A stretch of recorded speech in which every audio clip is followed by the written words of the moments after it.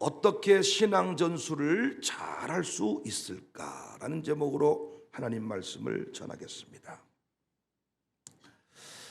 예배 시간마다 졸고 예배 끝나고 돌아가는 차 안에서는 온갖 불평을 늘어놓는 부모가 있었습니다. 불평의 내용인즉 오늘 설교가 너무 지루했어. 찬양이 오늘따라 은혜스럽지 않았어.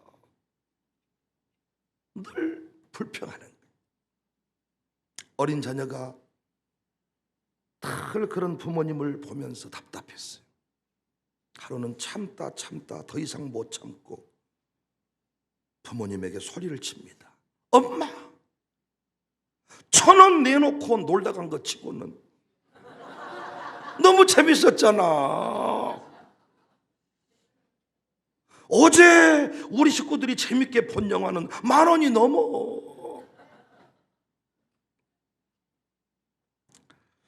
혹시 여러분과 저의 모습은 아닌지 모르겠습니다. 저는 지난주 CTS 방송국이 주관한 대한민국 목회 컨퍼런스의 강사로 다녀왔습니다. 총 4명의 강사가 부름받았고 제가 마지막 강의였습니다. 각자에게 주어진 강의 시간은 35분. 1번 타자가 5분 정도 늘어지니까 당초 시간보다 약 30분가량 늘어졌어요. 실시간 유튜브 중계가 되어서 많은 이들이 동시 접속해서 함께 참여를 했습니다. 지금도 접속수는 계속 늘어가고 그 컨퍼런스를 통해서 저를 찾는 사람들이 더 많아졌습니다. 그 자리에서 저는 2가지에 감사했어요. 첫 번째 감사 제목은 다음 세대를 향해 고민하고 나름대로의 대안을 만들기 위해 노력하는 사역자들이 많구나. 감사했어요. 보통 노력이 아니더라고요. 연구소를 만들고 데이터를 분석하고 프로그램 제작까지 엄청났습니다. 어떤 분은 아예 목회하시다가 목회를 그만두고 이 일에 집중하신 분도 계셨습니다. 또 하나 감사한 것은 제가 그 자리에 강사로 섰다는 것입니다. 세대통합 목회가 대안입니다. 이게 성경적으로 옳습니다. 제가 지금껏 많이 부르짖었는데 작은 개척교회나 아픔이 있는 교회, 아주 작은 관심을 두었지 이렇게 대한민국 목회 컨퍼런스, 다음 세대 인사이트 이런 주제를 정하고 하는 이런 제목, 이런 타이틀에 제가 어울릴 만한 사람이었는지 상상도 못했습니다. 하지만 신앙 전수라는 측면에서 제시하는 방법론은 완전 반대였어요. 1, 2, 3번은 조금 한 덩어리로 묶여질 수가 있고 저의 이야기는 전혀 다른 차원의 이야기였습니다. 이 3분의 강사는 모두 다 다음 세대를 이해하고 어른들이 그를 품지 않으면 부흥은 없다. 그래서 어떤 강사는 SNS에 능한 자가 되라. 바울이 SNS를 알았다면 밤낮 쉬지 않고 문자를 보냈을 것이다. 인스타그램을 했을 것이다. 회람 서신이 흩어지는 그 공동체에게 그 말씀을 전하기 위해 몸부림쳤던 바울. 이 시대로 치면 문자와 인스타 각종 SNS를 가지고 어떻게든 소통하기 위해 말씀을 전하기 위해 몸부림쳤을 것이다. 이런 주장을 했습니다. 어떤 강사는 세대별로 맞춤 교육을 해라. 또 다른 강사는 청년부 10의 1조 헌금을 장년부에 포함시키지 않고 아예 독립적인 재정을 운영하도록. 그래서 청년부가 자꾸 어른들에 대해서 불신을 가지니까 10의 1조 헌금을 안 하더라는 거예요. 그래서 아예 청년부에게 따로 10의 1조 헌금을 떼서 니들이 한번 집행을 해봐라. 그랬더니 예산을 특별히 지원해주지 않아도 오히려 청년부 재정이 차고 넘친다. 이렇게 얘기를 했습니다. 여러분은 거기에 대해서 어떻게 생각하십니까? 저는 마지막 강의 주자로 나서서 다음과 같이 외쳤습니다. 왜 주일학교 교육이 안 된다고 생각하십니까? 앞부분에서 나름대로 다 얘기를 했어요. 제가 다시 물은 거예요. 왜 주일학교 교육 안 된다고 보십니까? 공과의 문제입니까? 프로그램의 문제입니까? 시설 투자의 문제입니까? 교사의 문제입니까? 정말 그 앞부분의 강사들은 다음 세대에 대한 투자가 없다는 거예요. 투자가. 어른들이 양보를 안 한다는 거예요. 저는 여기에 전적으로 동의할 수 없어요. 왜? 지금만큼 주일학교에 많은 투자가 이루어진 적이 없어요. 여름 성경학교 수박 간식 주기도 바빴습니다. 지금 얼마나 많은 예산을 투자합니까? 옛날 차트 궤도 넘기면서 노래 불렀는데 최첨단 영상들이 동원되고, 개척교회도 비전센터, 교육관, 분리된 장소, 교육공간이 있고, 장로님들도 얼마나 배려를 많이 하는데 투자가 이루어지지 않았다니요. 공과 개발이 얼마나 치열하게 이루어지고, 각종 유튜브 영상부터 시작해서 최고의 것들이 지금 만들어지고 있는데, 제가 아는 어떤 부장검사는 매주 주말마다 광주지검에 근무하다가 주말만 되면 서울로 올라간다는데, 왜? 주일학교 교사하려고. 부장검사가 지금 주일학교 교사하는 시절입니다.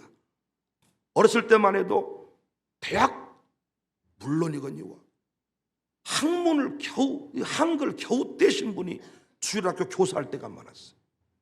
지금 모든 것이 최첨단, 최고의 교사. 그런데도 투자가 안 이루어졌다는 거예요. 저는 동의할 수 없다. 또 물었어요. 목사님, 장로님 아들, 딸들이 왜 신앙생활 하지 않는가? 저는 목사 아들로서 개척교회, 시골교회 목사 아들, 딸들은 상처가 있어서 그렇다고 치지만, 왜 그러면 대형교회, 대단한 교회, 그 교회에서 예배 한번 드리려고 새벽 예배부터 가방 줄 세워놓고 이런 교회 섬기는 그 아버지 담임 목사님, 왜 그 집 아들, 딸들은 교회 안 다니는가?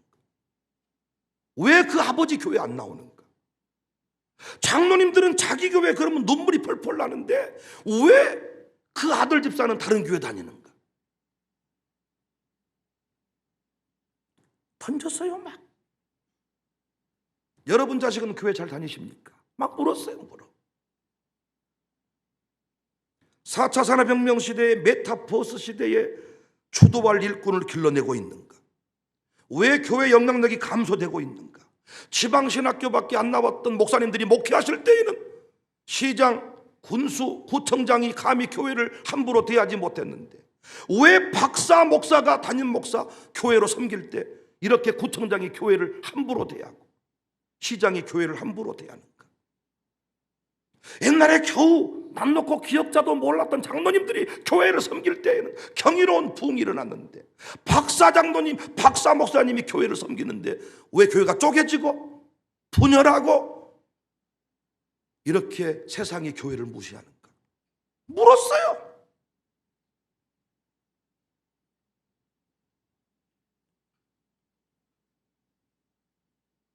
왜 부흥의 역사를 썼던 그들에게 다 망한 역사를 쓴 다음 세대의 노래를 배우라고 하는가? 우리 여기 오늘 또 이리중앙교회도 오셨고 우리 교인들도 계시지만은 우리 장로님, 권사님이 불렀던 노래, 부흥을 만들었던 노래입니다. 요즘 젊은이들이 부른 노래, 부흥이 사라져버렸어요. 저는 요즘 복음성가는 나쁘고 찬송가만 좋다는 얘기가 아닙니다. 잘못된 거 아니냔 말이야. 왜 어른들이 다음 세대에게 배우라고 하냔 말이야. 망한 세대를, 부흥한 세대의 노래, 부흥한 세대의 기도, 부흥한 세대의 예배, 이걸 다음 세대한테 배우라고 하지 않고 청년부 니들끼리 예배 드려라. 제가 어떤 말까지 했냐면, 가만히 세미나를 들어보니까 다음 세대 사역을 주장하는 분들, 사역을 하는 분들 얘기를 들어보면 장로님이 싹 죽어야 교회가 부흥한다는 얘기 같네요. 이런 도전적인 메시지에 감동된 목사님들이 처음에는 전부 다 심각해, 내가 죽어야 될란가 봐. 아이고, 내가 너무 오래 살았어. 광주에 그 지도자급들이 오셨거든요. 내가 죽어야 될란가 봐. 나 때문에 다음 세대가 부흥되지 않는다니. 아유, 어쩌면 좋아. 제가 나와가지고 이런 얘기를 했더니 친구 목사님한테 막 이러면서 막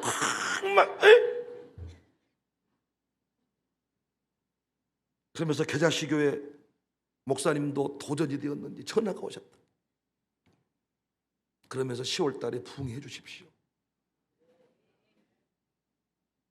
우린 선조들의 위대한 신앙, 5대 신앙을 찾았어요.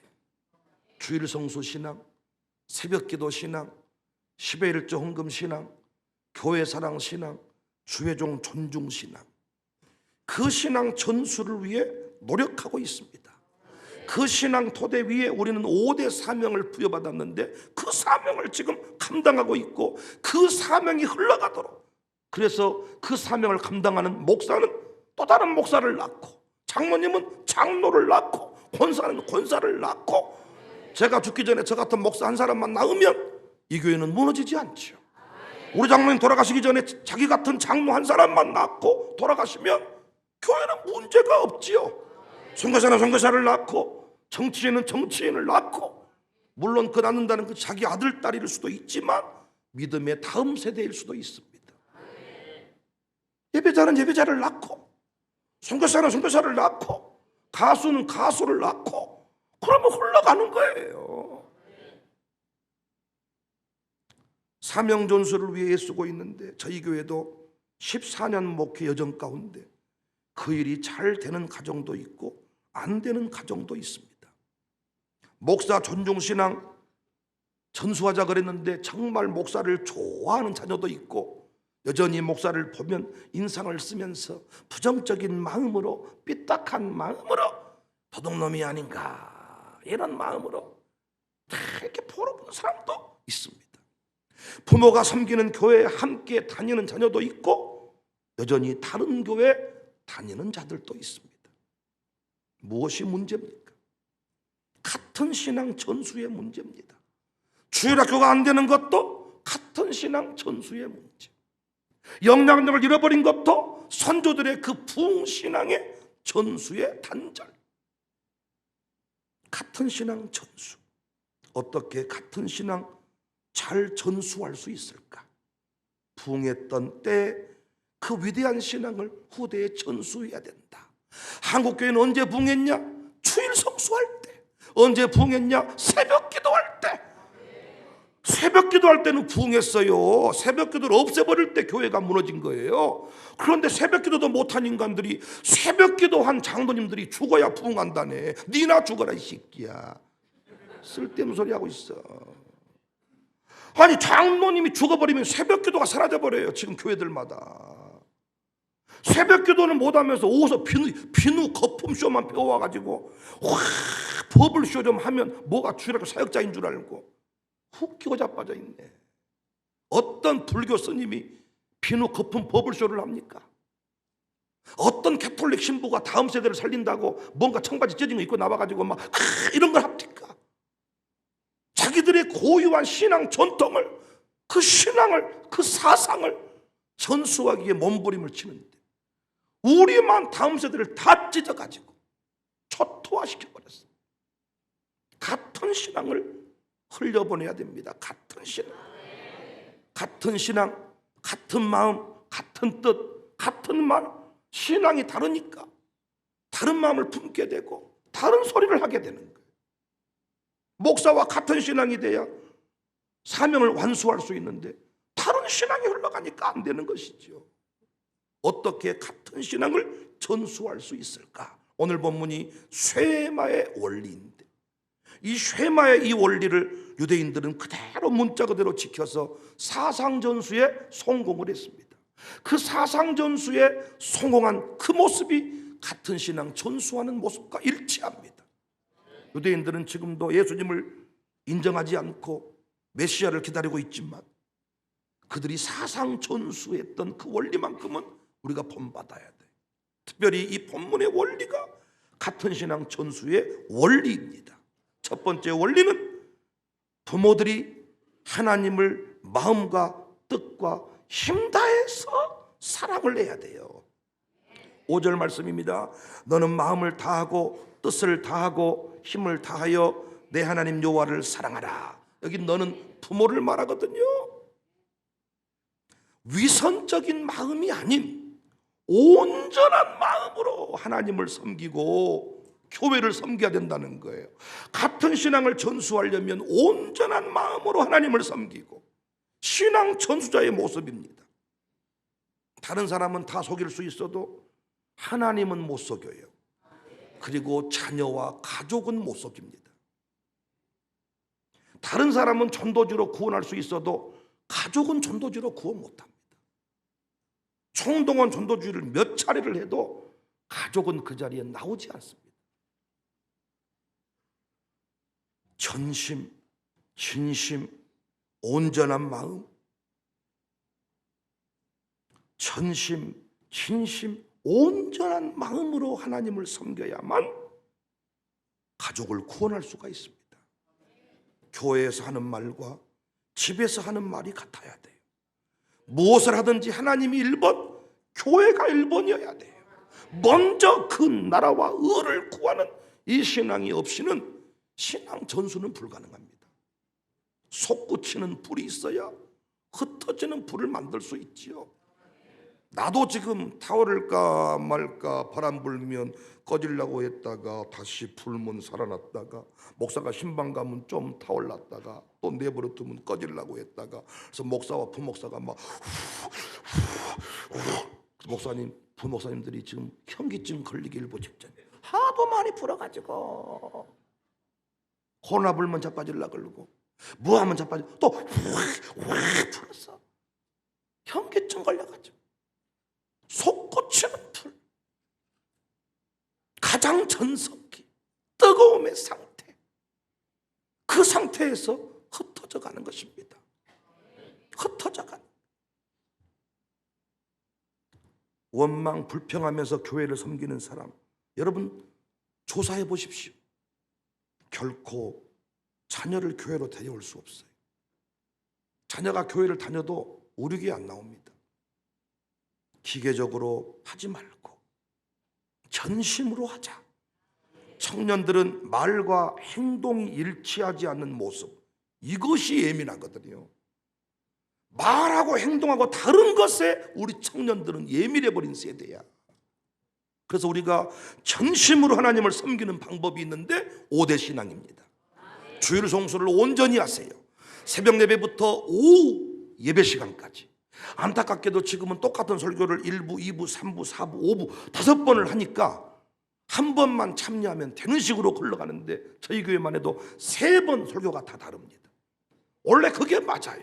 새벽 예배 다르고 주일 대예배 다르고 저녁 예배 또는 오후 예배 다르고, 그래서 온전히 주일 성수를 했는데 요즘은 필요한 시간에 한 번만 예배를 드려버리니까 정체성 확인의 시간, 공동체 안에서 양육받는 시간, 이게 사라져버린 거예요. 돈 쓰지 않고 식당 가지 않고 다 멈추어서서 핸드폰을 끄고 장사를 멈추고 주여전에 나와 예배하는 것, 말씀으로 양육받는 것. 칼빈은 이 주일을 경건의 훈련의 날이다, 창조의 기념일이다. 선조들이 했던 게 다 맞습니다. 논바닥이 갈라져도 주일날 물대로 간다고 주일을 범하지 않았습니다. 한복 입고 논뚝길 타고 예배당에 왔습니다. 미친놈이라는 소리를 들을 수밖에 없는 진정한 개혁자들이었습니다. 주님을 진심으로 사랑하고 싶다면 주일을 온전히 성수하십시오. 어떤 분은 안식하라 그랬는데 온전히 교회에서 잡아놔 버리면 엄청 피곤해 버린다는 거예요. 안식이란 말이 뭔지는 알고 말하세요. 샤바트, 잔치, 아무것도 안 하고 놀았다는 얘기가 아니고 하나님이 창조하신 그 모든 것들을 다시 돌아보시면서 보시기에 심히 좋았다, 그 상태를 안식하셨다, 그렇게 말씀하신 거예요. 하나님이 내게 베푸신 일들을 일일이 되새기는 시간이 필요한데 그 시간이 주일입니다. 온전한 주일 성수, 하나님을 전심으로 섬기는 방법입니다. 새벽 기도입니다. 두 번째가 온전히 새벽 기도를 하시면 하나님을 전심으로 진심으로 온전히 섬길 수가 있어요. 하루의 첫 시간을 주님 앞에 드리는 것입니다. 하루를 보장받는 것입니다. 선조들의 새벽기도 우리 많이 공부했으니까 10의 1조 헌금, 아무리 배고파도 종자를 떼먹지 않는다. 아무리 손주가 이뻐도 종자로 쓸 옥수수를 쪄주지 않는다. 그 고구마를 삶아 먹지 않는다. 종자를 남겨둔다. 10의 1조가 돈 놓고 돈 먹기로 흘러가서 10의 1조 아니야 구원받는다 말하지만 선조들의 10의 1조는 그게 아니었습니다. 10의 1조금을 드리면서 하나님이 내 인생의 전부이십니다. 교회를 내가 섬기겠습니다. 주인이심을 고백하고 교회 사명에 동참하는 게 10의 1조금입니다. 그래서 교회를 전심으로 섬기시려면 10의 1조금에 동참하셔야 돼요. 교회를 사랑하고 성전처럼 여기고 교회에서 결혼식하고 교회가 성전인 것처럼 주의 종을 존중했습니다. 이렇게 살았더니 선조들은 우리에게 위대한 신앙을 물려줄 수가 있었습니다. 우리는 이걸 다 뒤집어 버렸습니다.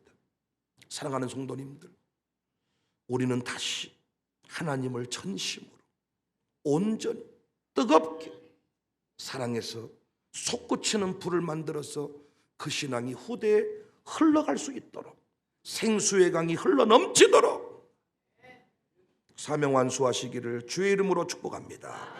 두 번째, 어떻게 신앙을 잘 전수할 수 있을까? 어떻게 같은 신앙을 후대에 물려줄 수가 있을까? 자녀에게 부지런히 가르쳐야 된다.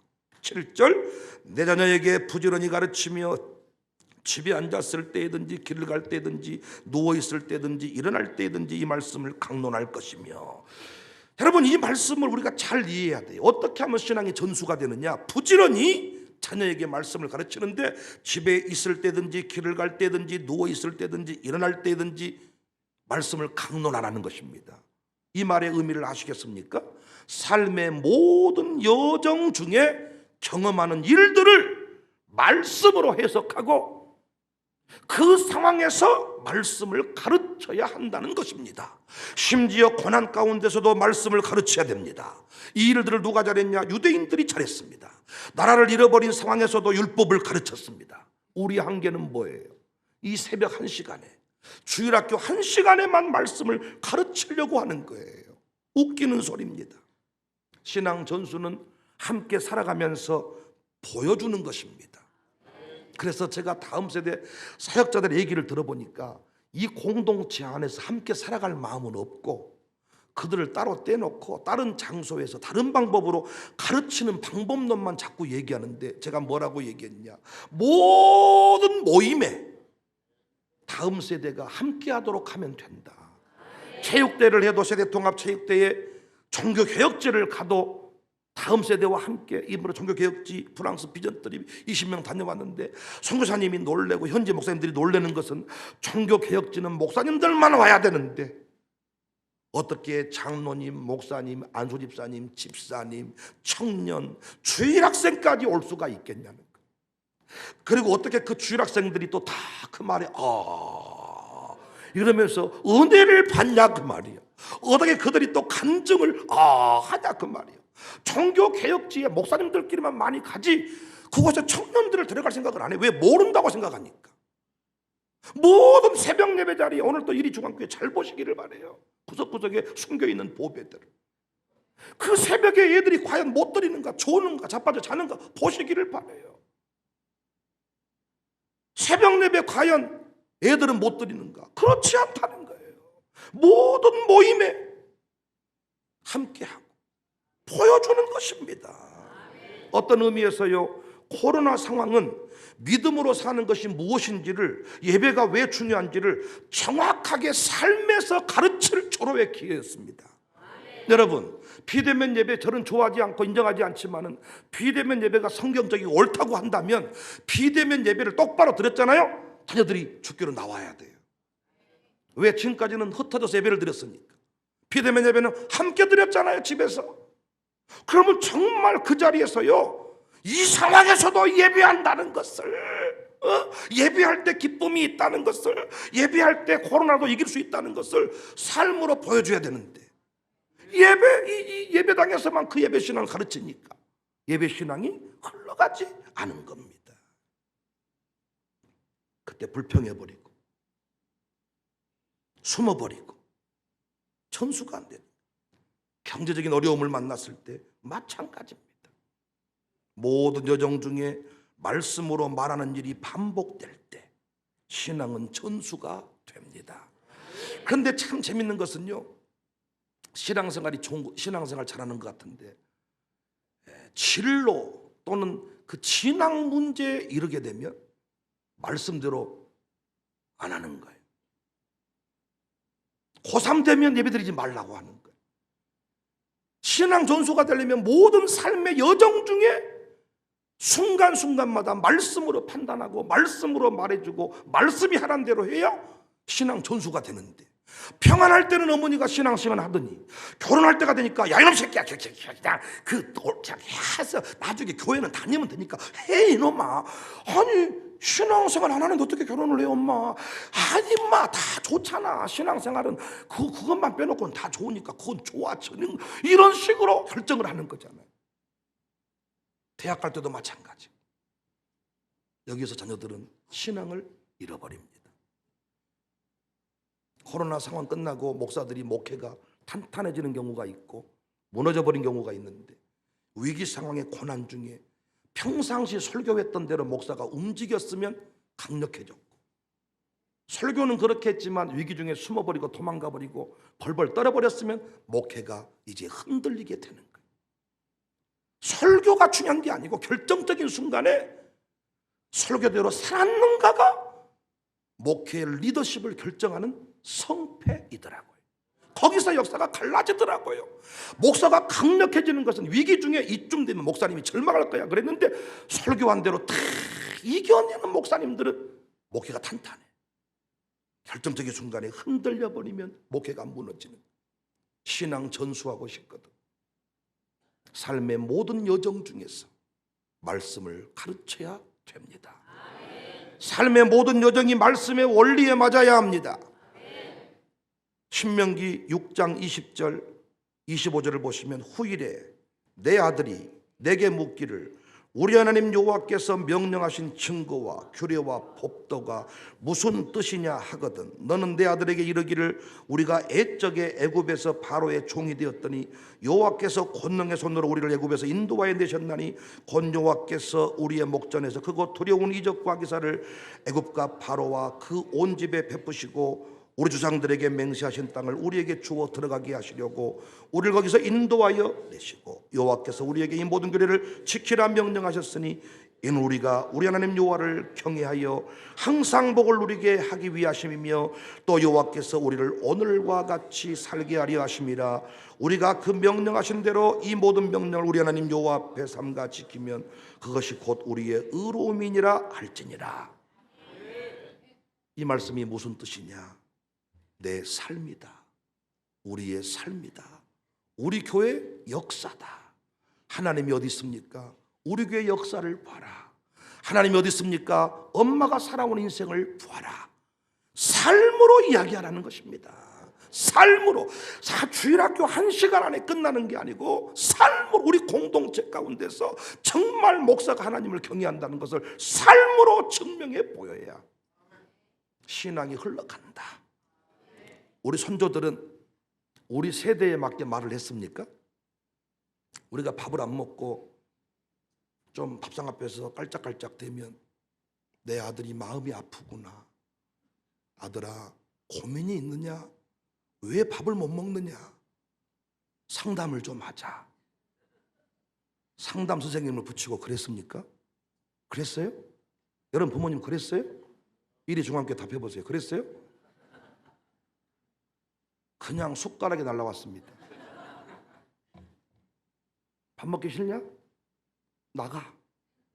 밥 뺏어버리고 말이 안 통하고 일방적 주입식이어서 주입식.